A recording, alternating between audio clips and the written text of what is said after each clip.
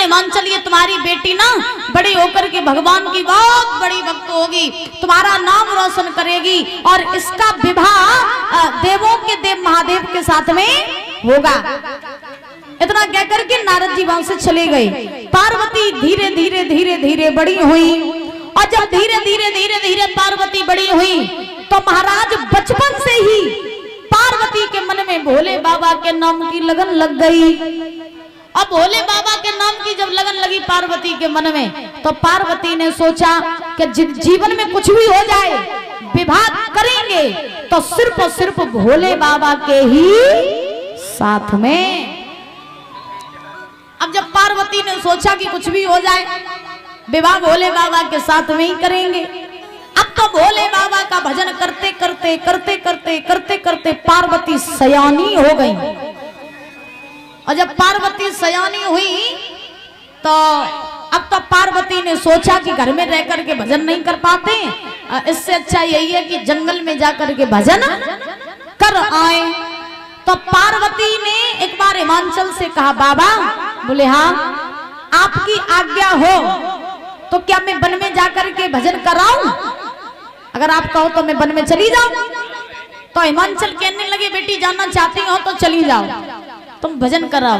क्योंकि आपको हम सही बात बताएं, अगर आपके बच्चे सही मार्ग पर जा रहे हैं तो उनको कभी रोकना नहीं चाहिए, उनका सपोर्ट करना चाहिए। और अगर आपको तनिक भी लगे कि बच्चे हमारे कहीं भी बिगड़ रहे हैं तो आप उसी समय उन बच्चों को रोक दो, उसी समय बच्चों को रोक दो, क्योंकि दोबारा वो ऐसा काम गलत काम न करें। और अगर बच्चा तुम्हारे पास में गलत काम करके पहली बार में आओ और तुमने अगर ऐसे करके छोड़ दो लला हम अकेलो है मात दिए तो लग जाइए, तो अब तुमने भाई छोड़ दो, जिंदगी भर वो सुधरवे वालों ना ही जब बात मेरी गांठ बांध लियो। और बहुत सी माताएं ऐसा करती हैं, अगर बच्चा किसी का काम बिगाड़ के आ जाए, बच्चा कोई गलत काम करके आए तो महाराज वो अपनी माँ के पास में आता है और अपनी माँ को बताता, माँ आज मैंने ऐसा ऐसा काम किया। तो माँ उसको मारती नहीं है, डांटती भी नहीं है। क्यों? क्योंकि लला मेरे अकेलो है, मार दिए तो लग जाइए, तो मारती नहीं है, छोड़ देती है बच्चे को। लेकिन जब ऐसे ही छोड़ती रहती है तो तैसे ही धीरे धीरे धीरे धीरे वो बच्चा बिगड़ता जाता है। अगर बच्चा पहली बार में गलत काम करके आवे तो उस बच्चे को तुरंत एक तमाचा मारो और कहो, आज तूने जो काम किया सो किया, जिंदगी में अगर ऐसा काम किया तो मुझसे बड़ा कोई नहीं होगा। तुम ये दावे के साथ कह सकते वो बच्चा कभी तुम्हारा बिगड़ेगा नहीं।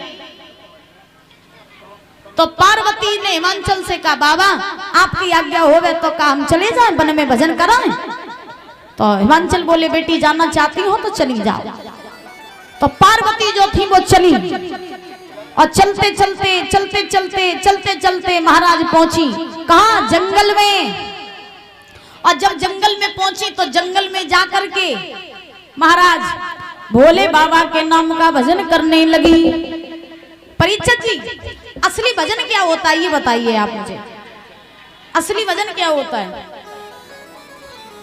असली भजन भगवान का होता है?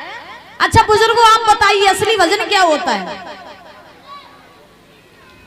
आप बताओ, यहाँ सब भगवान के भक्त बैठे, असली भजन क्या होता है?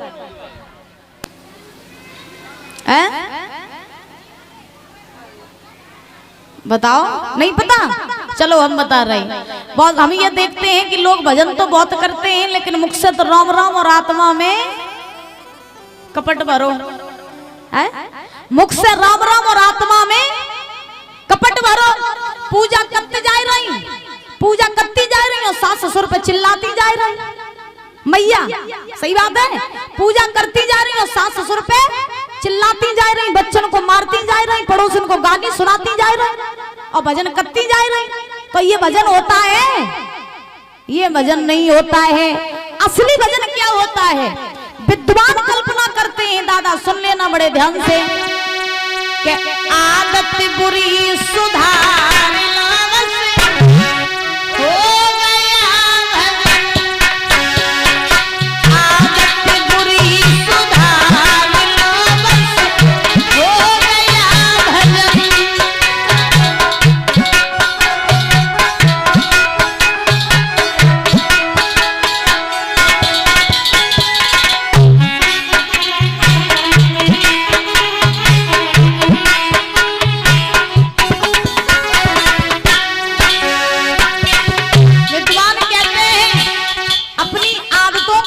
सुधारो, अपने हृदय को साफ करो, अपने मन को स्वच्छ करो। लेकिन आज के जमाने में मन की शुद्धता तो कोई नहीं जानत, लेकिन तन की शुद्धता सब जानत। हाँ, मन में कालापन भरा है तो मन को साफ नहीं करती। और देखो शीशा के सामने तरह तरह की क्रीमें लगा लगा के भूरा होती। हाँ, सही बता रहे आपको। सबसे पहला भजन वही है कि मन को साफ करना चाहिए, आत्मा को साफ करना चाहिए। दुनिया वाले तुम्हारी सुंदरता को देखेंगे, लेकिन परमात्मा मन की सुंदरता को देखेगा। देखेगा कि नहीं?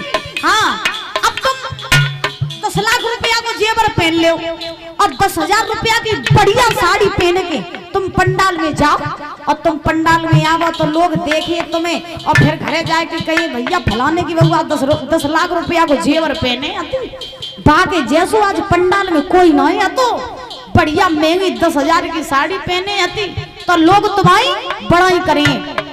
और तुम जेवर पहन के, बड़ी महंगी साड़ी पहन के, और तुम मंदिर में जाओ भगवान से जाकर, प्रभु हम 10 लाख रुपया को जेवर पहने, हम 10,000 रुपया की साड़ी पहने, भीड़ भाड़ में हम मेरी क्रीज बिगड़ी जा रही, सबसे पहले मोल तुम बुला लो अपने मंदिर तक, तो भगवान तुम्हें बुलाएंगे? नहीं बुलाएंगे ना। हाँ, और अगर तुम्हारा मन साफ होगा, तुम्हारी आत्मा साफ होगी, तो तुम एकदम से भगवान की शरण में पहुंच जाओगे। याद रखना, यही होता है असली भजन। पहले मन को साफ करो, तन की सुंदरता दुनिया देखती है, मन की सुंदरता हमारा ठाकुर देखता है।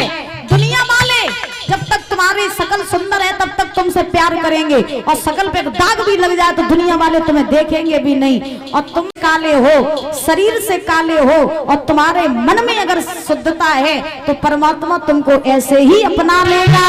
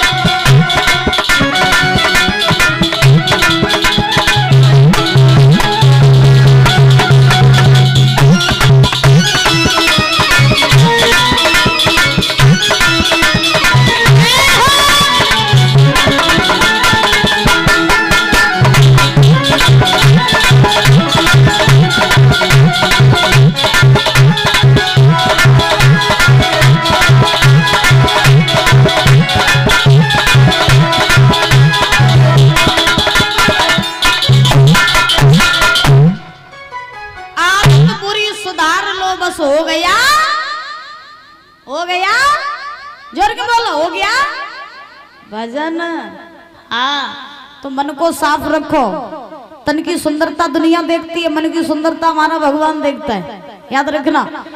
तो पार्वती जो है वो जंगल में गई, जंगल में जाकर के भजन करने लगी। और जब पार्वती ने भजन करना प्रारंभ किया तो पार्वती ने समाधि लगाई। और परीक्षित जी जब समाधि लगाई तो समाधि कहते किसे हैं बुजुर्गों? समाधि किसे कहते हैं? समाधि है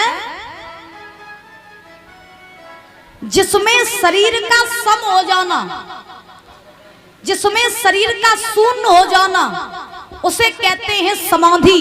और जब समाधि लगती है ना तो समाधि में मनुष्य खुद को भी भूल जाता है, याद रखना। जब समाधि लगती है ना तो समाधि में मनुष्य खुद को भी भूल जाता है, और खुद को भी भूल जाना उसे ही कहते हैं समाधि। अब पार्वती ने जब समाधि लगाई तो पार्वती खुद को भूल गई, घर परिवार को भूल गई, सिर्फ भोले बाबा को के ही मोहिनी मूर्त को अपने हृदय में बैठाल करके पार्वती जो है वो भजन करती जा रही है, करती जा रही है। और पार्वती ने जब भजन करना प्रारंभ किया तो कैसा भजन किया है? लिखा है क्या तप में भूली सबही ज्ञान, और शंकर को रही